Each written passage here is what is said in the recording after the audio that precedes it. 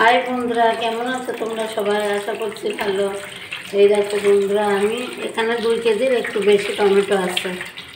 আমি পরিষ্কার করে জল দিয়ে ধুয়ে নিচ্ছি। আজকে আমি গার্লিক টমেটো সস বানাবো। এই দেখো, তার জন্য একদম নিখুঁত লাল লাল পাকা টমেটো নিতে হবে, কোনো জায়গায় ফুট থাকলে হবে না। হ্যাঁ, এরকম নিখুঁত। আমি আগে বোটাগুলো ফেলে নিয়ে তারপরে এই যে ধুয়ে নিচ্ছি পরিষ্কার জল দিয়ে একটা করে।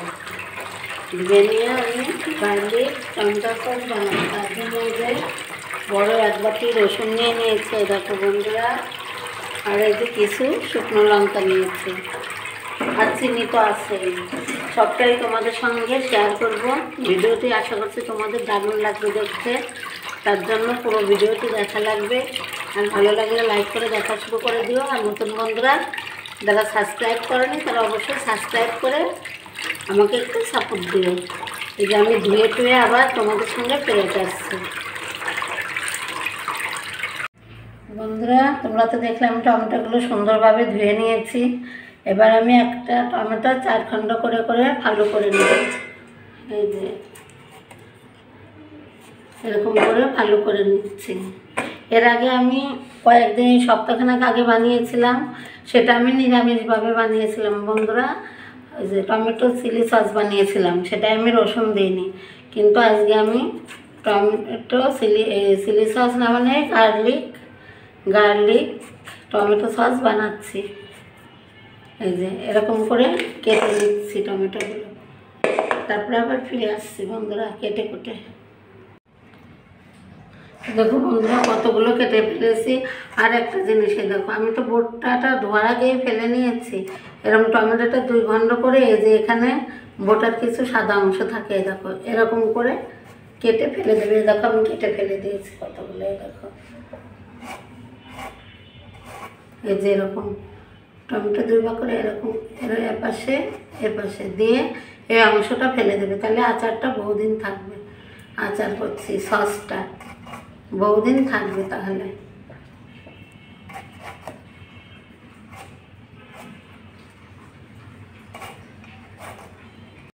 বন্ধুরা, এখন আমি টমেটোগুলো সিদ্ধ করে নেব। চুলাটাও অন করে দিলাম। আমি আগের দিন কড়াইতে বানিয়েছিলাম, কিন্তু কড়াইতে বানাতে গেলে ছিটকে আমার হাতে লাগে, এই জন্য আমি একটা বড় ডেচকি নিয়েছি। এবার আমি কেটে রাখা টমেটোগুলো ডেচকির ভিতর দিয়ে দিচ্ছি।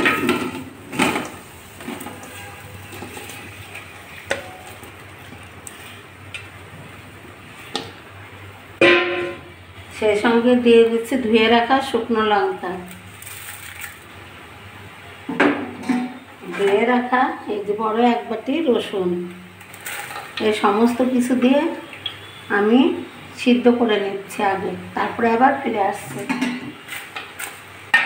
আমি কোনো জল দিইনি। সিদ্ধ করার ভিতরে টমেটো থেকে যে জুসটা বেরোবে সেই থেকেই ভালো করে সব কিছু সিদ্ধ হয়ে যাবে। আমি এখন একটু ঢাকা দিয়ে দিচ্ছি। বন্ধুরা, আমি কয়েক টুকরো দারচিনি দিয়ে দিচ্ছি টমেটোর ভিতরে। এই যে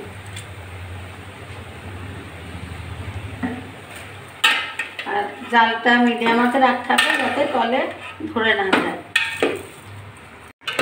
এই যে বন্ধুরা, গার্লিক টমেটো সস বানানোর জন্য ভালো করে টমেটোগুলো রসুন মরিচগুলো ভালো করে সিদ্ধ করে নিয়েছি। ঠিক আছে, আমি তো কোনো জল দিইনি বন্ধুরা। এই দেখো টমেটো থেকে যে জুসটা বেরিয়েছে ওটাতেই সিদ্ধ হয়ে গেছে। এখন আমি চুলাটা বন্ধ করে দিচ্ছি। আর এগুলো ঠান্ডা করে ভালো মতন ঠান্ডা করে আমি ব্লেন্ডারে ব্লেন্ড করে নেব। ঠিক আছে বন্ধুরা, সবটাই তোমাদের সঙ্গে শেয়ার করছি, পুরো ভিডিওটি দেখতে থাকো। বন্ধুরা, এই যে একদম ঠান্ডা হয়ে গেছে। এখন আমি এই যে ব্লেন্ডারে জারে তুলে নিচ্ছি ব্লেন্ড করার জন্য। আমি সমস্তটুকু একই রকম করে ব্লেন্ড করব, অল্প অল্প দিয়ে ব্লেন্ড করে নেব। এই যে ব্লেন্ডারে দিয়ে দিলাম, এখন সবগুলো ব্লেন্ড করে নেব।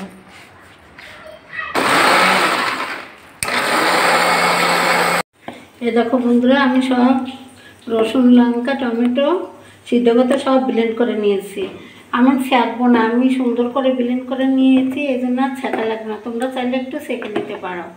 আমি যে ডেস্কিতে আমি সিদ্ধ করেছিলাম টমেটোগুলো, এই গ্রেভিটা সে ডেস্কির ভিতরে ঢেলে দিচ্ছি, যাতে জ্বালাতে গেলে ওই যে টকবক করে ফোটে হাতে না লাগে, এই জন্য ডেস্কিতে দিচ্ছি সুবিধার্থের জন্য। বন্ধুরা এই যে আমি এখন এই যে টমেটোর যে পেস্টটা আমি বানিয়েছি, এই যে এখন আবার জালে বসিয়ে দিয়েছি, এর ভিতরে উপকরণগুলো দিয়ে দিচ্ছি আমি। 1 চামচের মতো বিট লবণ দিচ্ছি, এই যে বিট লবণ, আর 1 চামচ মতো সাদা লবণ, যে লবণ আমরা খেয়ে থাকি রান্নাতে, 1 চামচ মতো সাদা লবণ দিয়ে দিচ্ছি।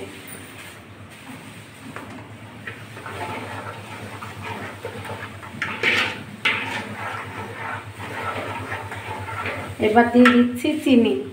এই যে 2 কেজি টমেটো আমি 1 বাটির থেকে একটু কম চিনি নিয়েছি, এই যে এরকম বাটি।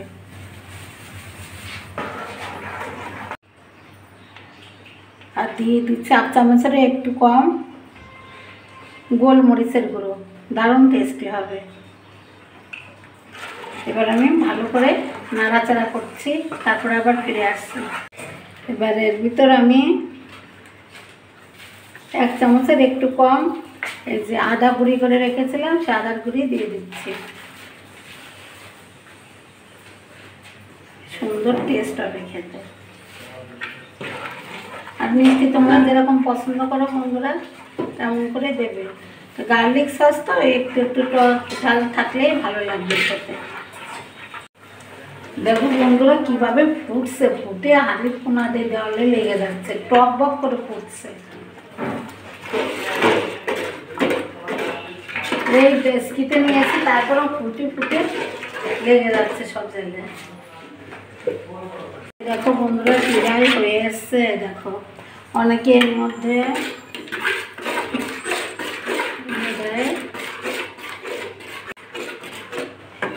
অনেকে কর্নফ্লাওয়ার দেয়, বন্ধুরা আমি কিছুই দিইনি। দেখো এমন হয়ে গেছে, দেখেছো সুন্দর হয়েছে। কর্নফ্লাওয়ার দেয়, তারপরে ভিনেগার দেয়, আমি কিছুই দিইনি। আমি এরকম ঠান্ডা হলে পরে বয়ামে পুড়ে ফ্রিজে রেখে দেবো, এমনিতেই তোমরা 6 বছর ধরে খেতে পারবে।